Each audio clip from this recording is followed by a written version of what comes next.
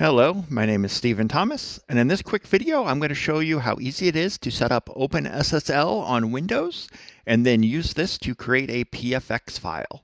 I'm going to create this PFX file using my SSL certificate information that I'm getting completely for free from Cloudflare. So let's jump in and see how easy it is to set this up. I'm now in my Cloudflare account, and I'm on my yclouds domain.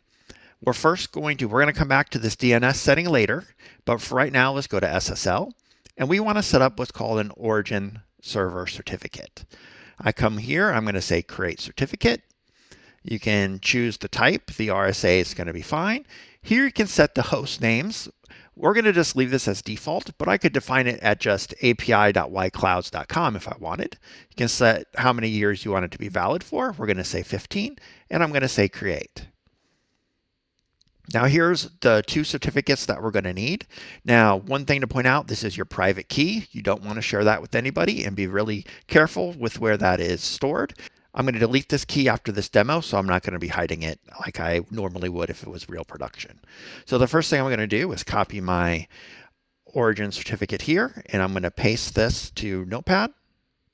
So I'm going to paste this here as my one certificate. And now I'm going to do the same for the private key certificate. Come over here, copy that, and paste it back over here. Now, once I have that done, I need to use OpenSSL to generate a PFX file based on those two key certificates. This is the command that I'm going to run, but first I need to make sure OpenSSL is installed. Getting that set up and installed on Windows is a little tricky.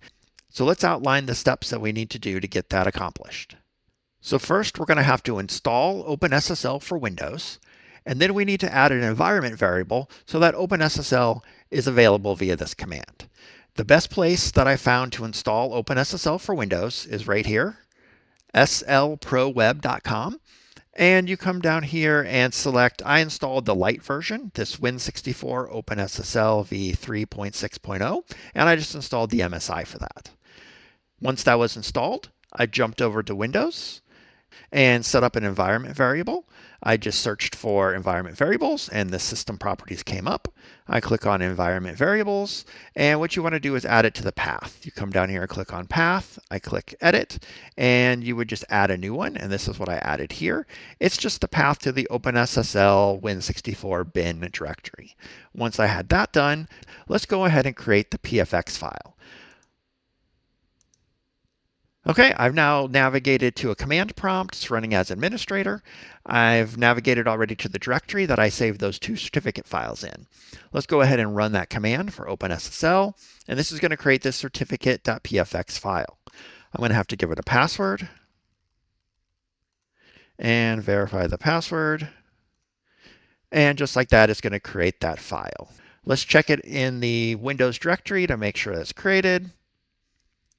Just as I expect, and sure enough, here's our certificate.pfx.